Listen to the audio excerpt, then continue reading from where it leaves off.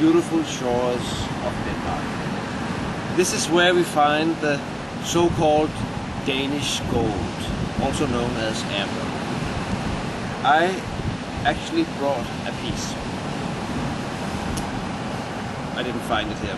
As you can see, it's already mounted. But look up against the light. Isn't it beautiful? I wish I could tell you that all the amber we use in Trollbeads is found here in Denmark, but it is not. We actually use Baltic amber. Amber is found on every continent of the world. Which brings us to the House of Amber. The House of Amber is located downtown Copenhagen, which was formerly the red light district. It is now a very popular area with small restaurants and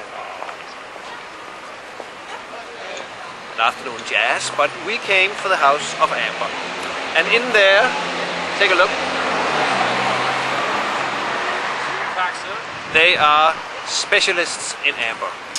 And they have invited us inside to visit their museum. They have a museum upstairs that is very nice, free of charge. So why don't we go in before it starts raining and take a look.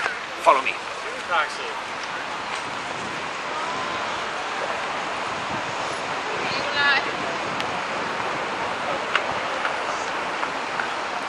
It's very nice. One moment. Take a look at this. Look at the big things up there.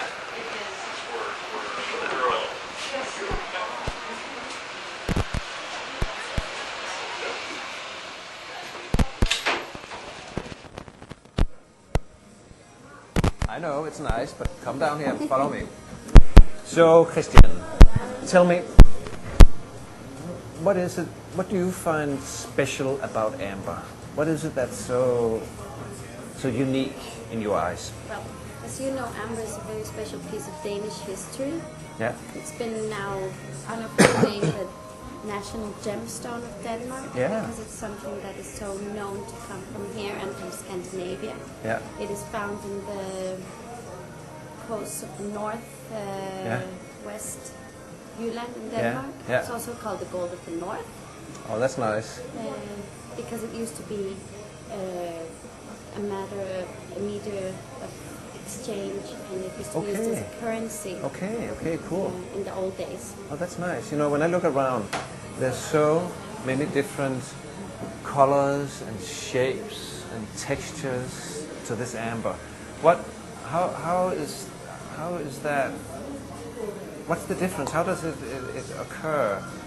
What shapes these different colors? The simplest way to explain it is, if you might have heard, it's like a glass of beer.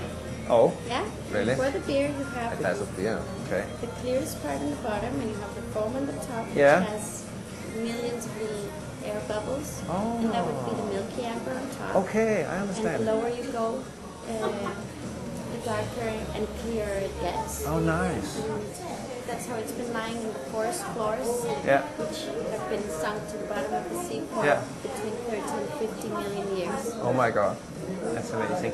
I think we'll have a look upstairs Yes, in you're your very museum. welcome to go up in our museum, and Thank you very much. a lot of explanations up there that can help. Thank you. Well, follow me. We're going to go upstairs. This house is from 1633, very old. This is it. Amber is actually petrified resin from prehistoric trees that were about 30 to 50 million years old.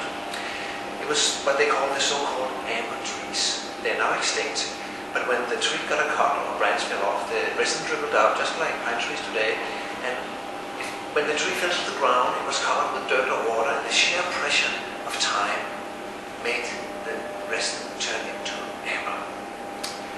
They don't really know how these trees have looked, but there's a drawing what it might have looked like. Take a look.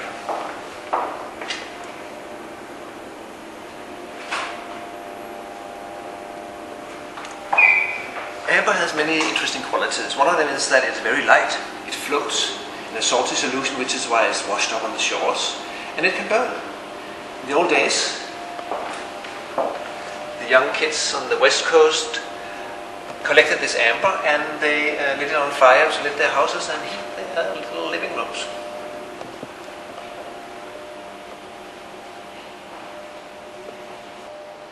Like I said, amber comes from every continent of the world. And in Europe there are a lot of different places where you can harvest amber. In Denmark it washes up on the shores, and we get the amber for the Trollbeads we get from the Baltic Sea. It's called the Baltic amber, and it's harvested in open amber mines where they can extract up to 3 kilos of amber out of 1 cubic meter of sand. This sand is found in what they call the blue earth, and that is very few places, but where it is, the amber is very abundant. When it comes to judging the quality of amber, it doesn't really matter what color or what texture, what size the piece has. It's all a question about what you like.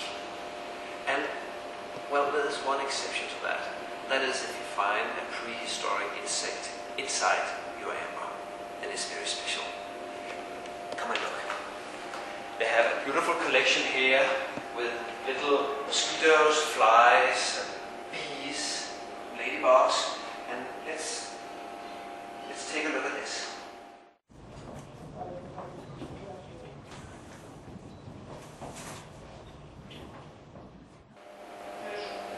This is the biggest piece of amber found in the world. Look.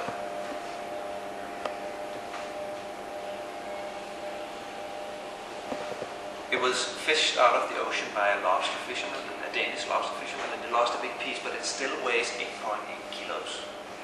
Well, amber is only a little harder than a fingernail, which makes it very easy to cut and carve into. And they have some beautiful artifacts upstairs. Let's go and look.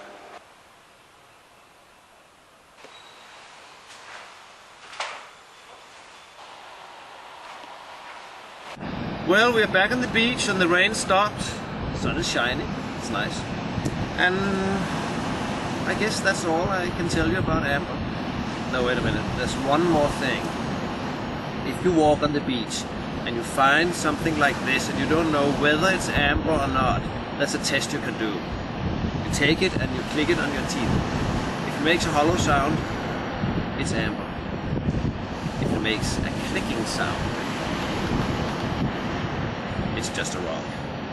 So this piece of rock that I just found on the beach is a clicking rock, and I guess I wasn't lucky that time.